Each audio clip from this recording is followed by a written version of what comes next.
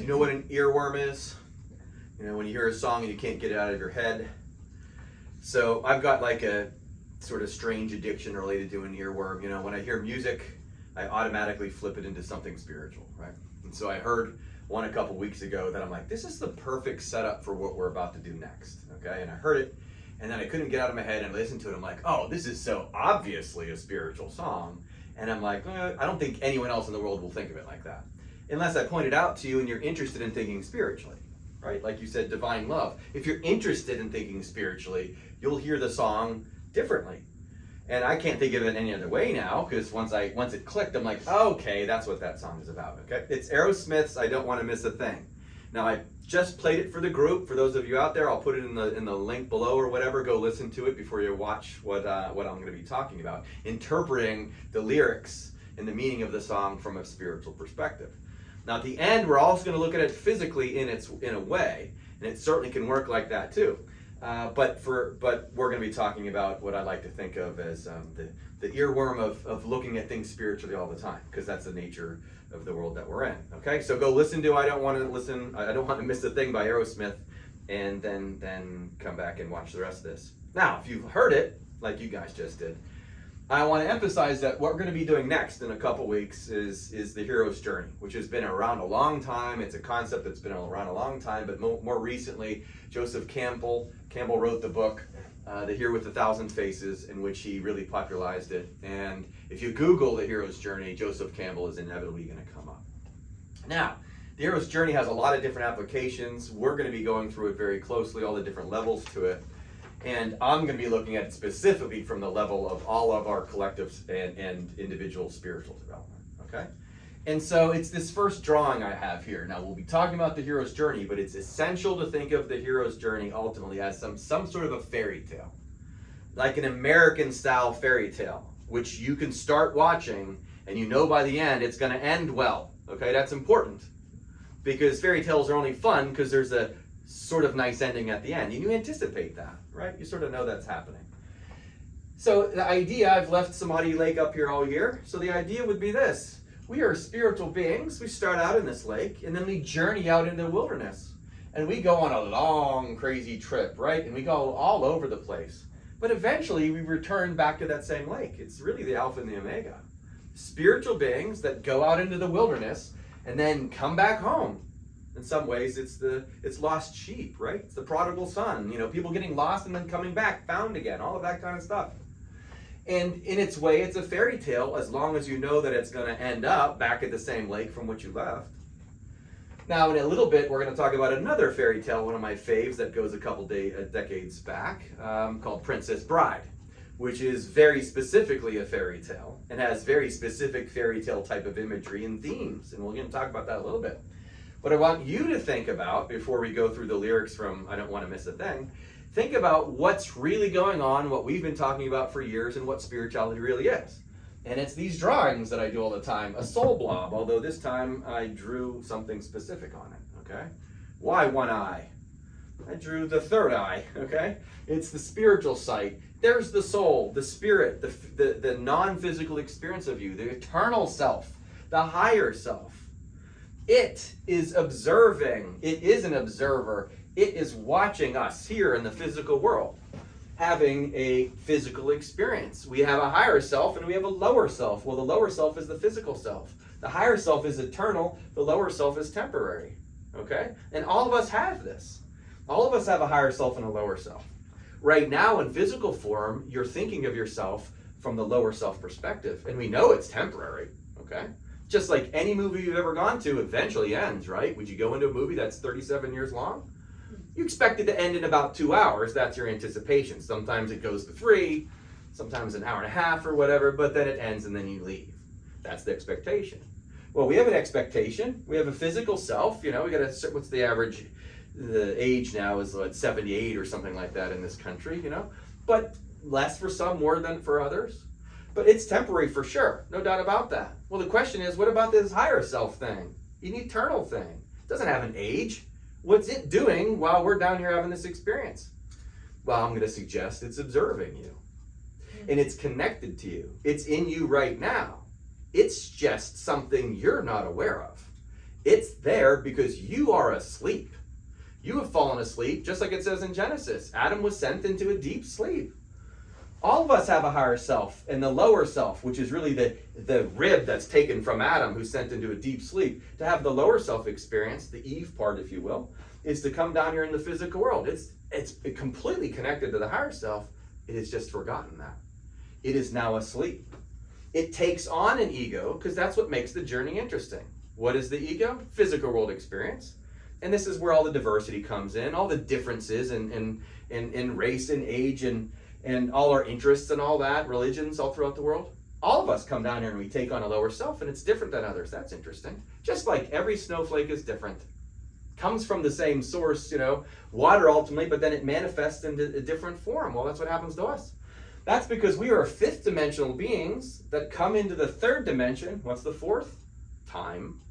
Fifth dimensional spiritual beings entering into the lower dimensional, third dimensional experience, and as we've done before with equals mc squared, when you slow down energy, mass shows up, right? Slow down energy creates mass. That's part of equals mc squared.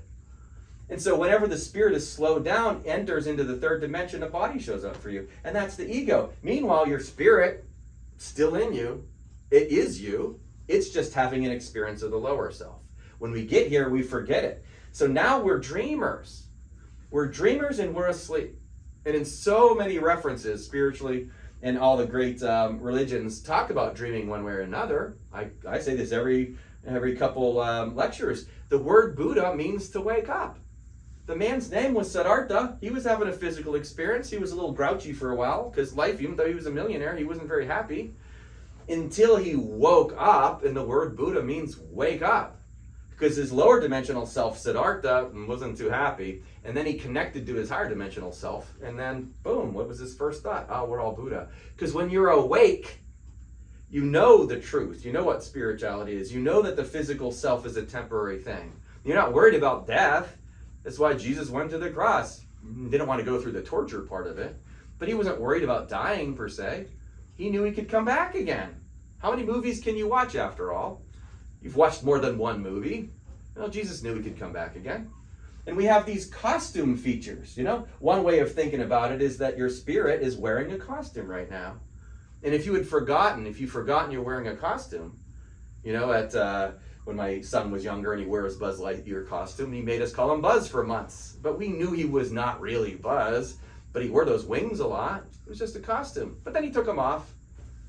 If we are wearing a body and we identify as the body, we're in the dream state for sure. And if that's all you identify as, you are asleep and you are not connected to this higher self. And yet the whole time the higher self is aware of you, right? Because it is you. It's having the experience of you in the lower form, right? So a couple more concepts. The tree of life, it says in Genesis, you can eat off that tree. Well, that's this side of things. Don't eat off the tree of good and evil. The knowledge of tree and good. Because down here in the physical form, when you believe that good and evil, that's the fundamental forces, we're not going to know this force. The spiritual force is watching the film, so to speak. The spiritual force is watching the fairy tale. And the spiritual force knows, oh my gosh, there's going to be some bad stuff going on there. But it knows it's just a fairy tale. So I say, imagine you're in a theater. Imagine you're in a theater and your spirit is in your costume and you're having a three-dimensional experience of your fifth dimensional state.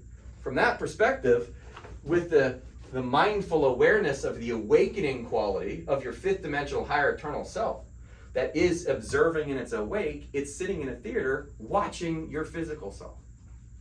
Now that over here can be a crazy experience, and it can be good stuff and bad stuff, right? And either way, the spiritual self knows what it is. Okay? And so ultimately, this lower self is asleep. All of us experience this. The lower self is asleep. Of course, your higher self is always awake. But in effect, when we think we're the lower self, it feels like it's asleep too. If you try to come to be aware of it, it feels like it's off. Of course, it's always on.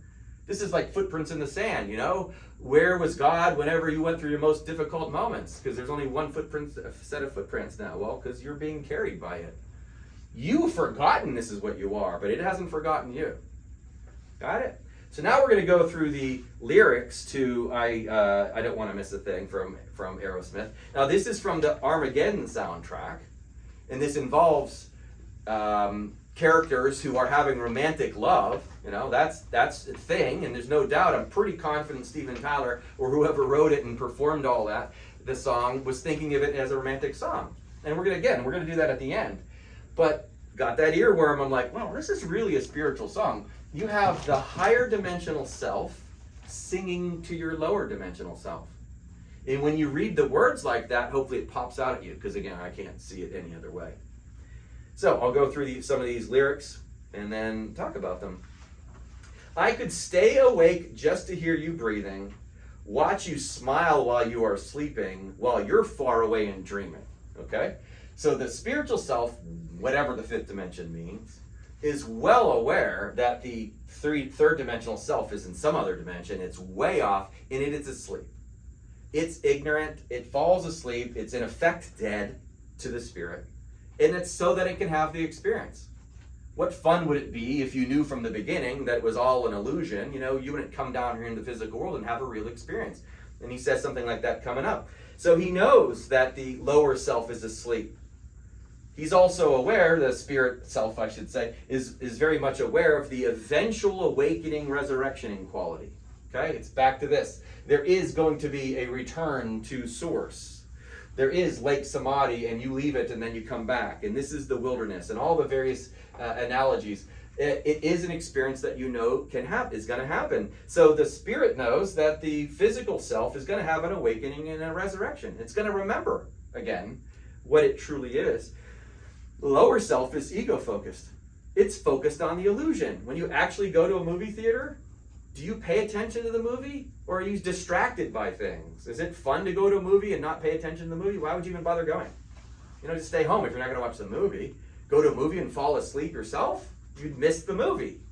Okay? If you're an observer of a movie, watch the movie, but also know that it's just a movie. It's part of the illusion. It's to get sucked into it, and whatever's happening on the screen, you know what it is. I could spend my life in this sweet surrender. Oh, that's so good. So the spiritual self is sweet surrender. Okay? Well, what is surrendered? This thing knows that it's not the ego. The word Islam means to submit or to surrender. The Muslim is one who has done so. To do that, surrender to God's will, like Jesus says, not my will be done, that's ego. Thy will be done, that's spirit, is sweet surrender. And what does it feel like to the narrator here? I could spend my whole life here. Because it's an awesome feeling, of course it is. And if you add that perspective to yourself, your spiritual self is awake, now you can observe your physical self a lot different. There is a sweet surrender. You still have to go through your life as adversities. You do have a play to watch after all. And as chaos ensues in the world, you can maintain some peace and respect and dignity and all of that, because you know what it is. That's the awakening quality. I could spend my life in this sweet surrender. I could stay lost in this moment forever. That's the power of now right there, Eckhart Tolle, right? Stay lost in this moment, because that's critically important. To the spirit, there's only this moment. It's we human beings, ignorant, asleep, dead, so to speak, to the spirit, beings that think time exists. Time is the fourth dimension between these two things. Time is a spatial dimension, according to Einstein, and it's not what we think. Nobody's getting older. If anything, we're just moving. That's what age actually means. Oh yes, the body changes, and of course, tons of people will hear this stuff. This guy's crazy, talking about there's no such thing as aging. I'm like, hey, that's Einstein that said there's no time. And if you put it into this context, your spirit doesn't have an age. Your body does, because just like the movie that gets to 45 minutes, an hour 15, hour and a half, the movie's aging, isn't it? Well, this ages, no doubt about it. But guess what? That's not you. So the power of now, I could stay lost in this moment forever. When the spirit is aware that this is happening, of course it's a divine experience. Now imagine when you intersect with your spirit while you're still here. It is the power of now. You feel the spirit, like it says in the Tao Te Ching. Can you bring the Tao to earth? Play the feminine role and bring the Tao to earth. When you bring the spirit into you, whatever you experience is beautiful. And then you're in the moment. I could stay lost in this moment when I'm spiritual. Doesn't matter what I'm doing. Mowing the lawn. I can't wait to do that next. Oh, God, I have to go dump the grass somewhere. All right, that's good. What did my lovely wife make for dinner? It's going to taste great. Do that all the time, don't I? The fact is whatever it is that you believe that you're going to experience next is going to feel much better because you've enhanced it with this. I could stay lost in this moment forever. Where every moment spent with you is a moment I treasure. Because this thing, which is bliss, is having the experience of this thing, and it's a total joyful movie from the spiritual perspective. From the ego perspective, I can use several examples, but one of my faves is always to use Mel Gibson as William Wallace in Braveheart, right? Good thing Mel Gibson knew that he was acting, because at the end of Braveheart, what happens to William Wallace? Well, he gets his guts torn out of his body and he's executed, right? It's a miserable experience. Well, from Mel Gibson's perspective, it was drama and a great story to tell people, and it's inspirational. And we'll be in a movie theater watching a guy get his guts torn out eating popcorn, right? Because, oh, that's an intense movie. Okay, what's next, We let it go pretty quick. That's called detachment. Even though that was an amazing thing, watching The Passion of the Christ, again, same thing, Jim Caviezel on the cross, noticing or aware that he's playing a role as Jesus Christ getting crucified. And he knew he was playing that role. He played it quite well, too. Well, guess who also knew he was playing a role? Yeah, Jesus himself. Because he knew he was the Spirit on the cross. He knew he was the Spirit wearing a body, so to speak. He knew this. And as a result, he was able to get through the difficult stuff. The stuff that we might call bad or evil, because he knew what he was. He was obviously awakened in that regard as well. So this is present moment awareness, and it leads to my all-time favorite short little poem by William Blake. He who binds himself to a joy does the winged life destroy. He who kisses the joy as it flies lives in eternity's sunrise. See, to me, that's the detached experience of being in the physical world, and it's what Steven Tyler sings here. Every moment I spend with you is a moment I treasure. If you can get to that place and experience that, then it's all bliss. And you're just kissing the joy as it flies. You live in eternity's sunrise. It's literally eternity here, right? So Blake is saying the same thing as Steven Tyler a couple hundred years later. Now, chorus. Don't want to close my eyes. I don't want to fall asleep because I'd miss you, babe. And I don't want to miss a thing. First of all, just the word babe. Because from the spiritual perspective, this is a child, okay? It is a babe, it's a baby. Relative to the spirit, it is this little cute little thing that's being nurtured and grown or whatever. But at the same time, yes, there's a romantic feature, but it's divine love, okay? It's not the way we think of it physically, but it's the spiritual being that absolutely loves this little thing. It's the same way God, however you characterize God, thinks of us. Same thing. It's a divine creation sent here to have an experience that's like a fairy tale. You're going to have good stuff and you're going to have bad stuff. But don't eat off that tree. Eat off the tree of life so you can experience it and then learn how to come back home again. I don't want to miss a thing. I don't want to fall asleep. I'd miss you, okay? See, here's the hero's journey. And again, we're going to go through probably a couple of weeks. It could take months, who knows. But I'm going to go through until I'm satisfied. And once you know what the hero's journey is, as you go out into the journey and you've read the book or know what the hero's journey is, oh, it ends well. It ends well for everyone. And yet, somewhere around 1/3 of the way into it, or 2/3 of the way into it, it's hell. It includes references to the dark night of the soul. It includes a lot of miserable stuff. Death, destruction, fear, shame, guilt, all that kind of stuff. That's baked right into the middle of the journey. Now, if you are aware that's happening like in a fairy tale, you're like, this is entertainment. Watching a movie, it's entertainment. And then you can stick to the end because you want to see what happens. Do you want to close your eyes from the scary parts? You just want to experience that too. You need the drama in order to make it a fairy tale, right? So I like to make this comparison to The Princess Bride. Hopefully some of you have seen it or know what I'm talking about. But when I mentioned the rodents of unusual size and the fire swamp, right? And the fact that at one point Wesley and Inigo Montoya are fencing. And if you think it's a real thing, dudes with blades fencing, you're like, oh, call the cops. There's going to be a murder, right? But it's just a fairy tale. So you're into the drama. You remember how that scene unfolds? They're both fencing. And then Indigo says, I know something you do not know. I am not left-handed. And he flips the thing over. And then you're entertained by that, like a real fencer would ever do that, you know? You get stabbed right there. And then Wesley, which is Carrie Elway's character, says, I know something you don't know. I, too, am not left-handed. And they were fencing left-handed, just for the sport of it.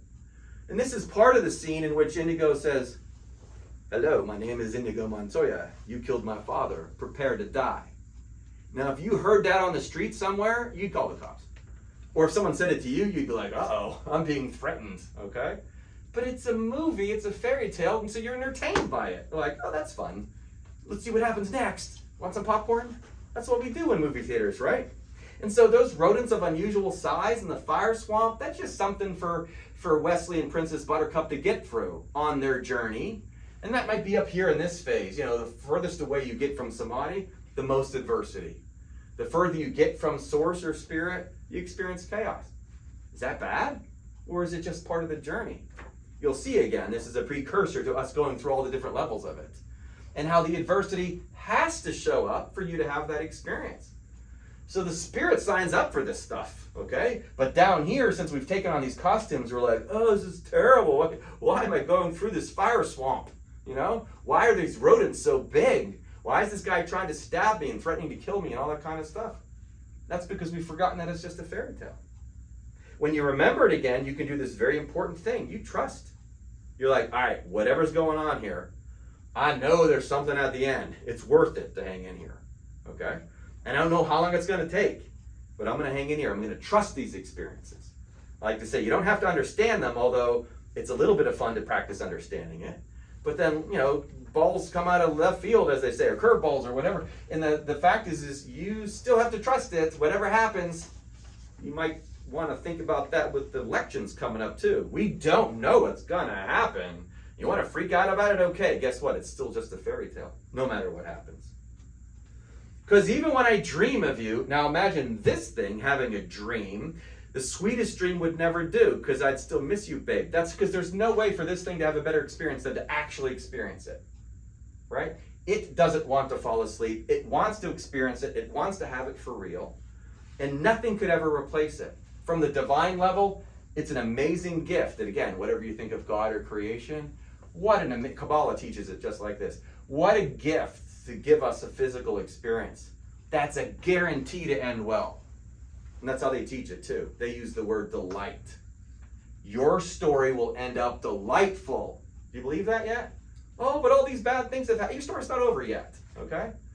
Oh, but my loved ones died. But if you see them again, you're going to feel better.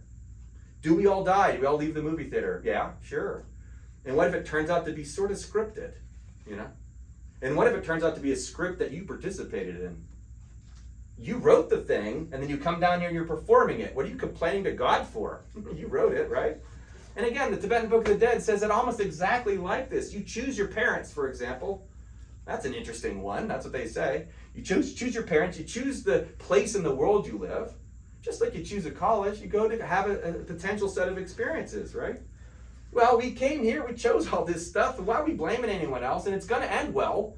So maybe you should just surrender, a sweet surrender, and watch the thing, right? This does not mean you quit it, because you're already too much of a robot. We're already wired into it, okay? You can't just go, oh, now that I know I'm a spiritual being, I'm not going to go vote. Nobody says that. Play the game. Vote for who you ever want to vote for, right? Go root for the Steelers or the Ravens or one of those loser teams.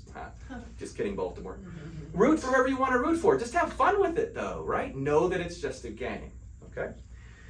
So the higher self wants the real experience, and it came here to experience duality. And so part of you still knows that what you are, awakening. Part of you still knows that, but you've forgotten it if you're in the dreamland. And that's what makes it interesting. The journey is the waking up here. So here the higher self sings to the lower self, lying close to you, feeling your heart beating. I'm wondering what you're dreaming, wondering if it's me you're seeing. Ooh, it gives me chills, right? Because, you know, this is where I love to make the comparison. From God's perspective, when he saw Jesus dying on the cross, what did he see? Did he see death? Did he see mean people hurting an innocent guy? Did he see blood and all that? Or did he see ridiculous divine love? Was God going, whatever Jesus is doing down there, it's impressive, right? Because God's looking at the world different, just like your higher self does. Your higher self knows that it's just a journey. I've got a happy person and a sad person. Guess what? Buddha says you're going to suffer. So God was going, wow, mastery. That's what God saw. He saw the light coming off of Jesus. That was a beautiful thing that he saw. If you see the beauty of your experience, including the negative stuff, then you got it. That's what makes you wake up. How many teachings does Jesus have along these lines? If you only believe in God when things are good, then you don't really believe. What if you believe in God when things are bad? Okay? What if you trust when things are bad? What if you go through a part of the hero's journey in which you're tortured by something? People forsake you, right? You lose everything. You lose relationships. You might lose a loved one, that kind of stuff. You still believe in God? Because you don't really believe in God if you just believe when it's good, right? And so, to have the experience in which you are recognizing the world of duality, and you're saying, I'm going to embrace both sides of it, one coin, two sides, I'm going to embrace all of it, is why Jesus says, one commandment, love the Lord your God with all your heart, soul, mind, and strength. Right? Not just 2/3 or 1/3 or only when the right person gets elected. Okay? You love it all the whole time. And if you can love it all the whole time, you're tapped into this. If you're not loving it the whole time, we know you're in the ego. This is unfair because, well, then you're complaining because Wesley gets paralyzed in The Princess Bride. Well, I wouldn't rue that for anyone. He got, at one point, he's paralyzed. And oh, this is so sad. Poor Carrie Elways is paralyzed. I'm like, it is just a movie. And you appreciate it because it's just a movie. Okay. Then I kiss your eyes and thank God we're together. Okay? Now, you'll never hear that line again if you like any of this stuff. Because, of course, literally thanking God we're together. Yes, of course you're together. You could never be without your higher self. You always were. It's part of the 3 jewels of Buddhism. Jewel number 1 is Buddha. You are Buddha, after all. You just forgot it like the rest of us. And thank God we're together. Yeah, you can never get detached from home. All you've done is fall asleep in this lake. And then you're having this experience. And then death comes in the dawn, like Rumi says. And you awaken laughing at your grief. And that's Rumi, quite the visionary, recognizing the hero's journey, saying you will die and you will wake up laughing at your grief. Wow, Buddha said something similar. When you know the world's an illusion, you'll throw your head back and laugh. When you figured out that you wrote the script for yourself, oh, I would never do that, all this terrible stuff. All right, then you can stay stuck over here. Why did prophets like Jesus come and get themselves tortured? Remember, I'm talking to spiritual people. If you don't like spirituality, you don't like this stuff, okay? Jesus got himself tortured to show us no matter what you go through, you can find your way back to this. But you better trust it. If you don't believe it, it won't happen, okay? So, I kiss your eyes and thank God we're together. Now, I drew one eye, and yes, we have human eyes, and I don't have a copy of my book here, right? New eyes, if you will. The awakened self is being kissed by the higher self. That's beautiful, isn't it? And it's certainly, to me, it's a visionary reference. Certainly, kiss your eyes. Once you've been kissed by your higher self, now you can see. Especially if it is the third eye, it's open and all that kind of stuff. You're awake, you're aware, you can have the wisdom, and then you can see that everyone else is going through this with you. I just want to stay with you in this moment forever, forever and ever. Okay, heavy emphasis. Guess what? Eternal. Okay? And it is just an eternal moment. What does it say in Scripture? In heaven, a day is 1,000 years, and 1,000 years is a day. It just tells you time isn't what you think it is. There's an eternal nature, and it is only this moment to the eternal nature, and you are lost in it forever. Now, the song goes on because he just keeps repeating, choruses, as songs do. Why? How many times do you have to hear this stuff? I stand up here, we're at like 230 videos, and if the Steelers lose this weekend, I'm going to be back to the ego. I'll be back to the ego well before then too, okay? How many times do I have to forget and go back to the dream state? And so good thing there are courses to sing to you again. I don't want to close my eyes. I don't want to fall asleep. I miss you, babe. Even when I dream of you. All that again? You got to hear it again and again and again and again. And you still don't believe it. But every time you taste it, right? You're like, well, this does feel true. No kidding, because truth feels true. That's what the Buddha said. Truth is effective.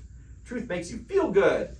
Lies don't make you feel good, like hating other people or resenting other people or thinking the world's fair. That doesn't feel good. That doesn't come from this. It comes from this. So we need to hear this stuff again and again and again. It's repetition. Thanks to Hebb's Law, God's fingerprints. Practice something a lot, you get good at it. Listen to songs that are otherwise Aerosmith songs. I almost did Dream On, by the way. Go listen to Dream On after this, okay? Listen to it. It's the same thing. It's Aerosmith, Steven Tyler, young man that he was at the time, singing about the dream. I mean, it's right there. And I'm not saying this to Steven Tyler, although let's tweet this at him, right?